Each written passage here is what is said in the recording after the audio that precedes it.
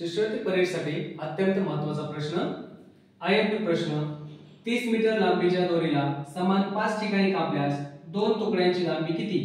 आता बघा प्रश्न वाचताना खूप सोपा वाटतो।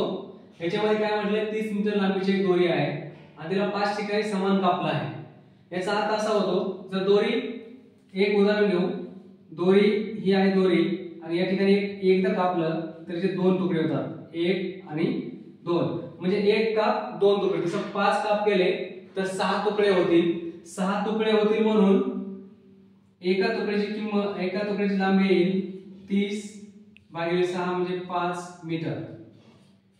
तर आपल्याला काय विचारलंय, दोन तुकड्यांची लांबी होईल 5 गुणिले 2 म्हणजे 10 मीटर। अशा प्रकारे आपलं उत्तर जे असणार आहे ते ऑप्शन नंबर 2 10 मीटर। धन्यवाद।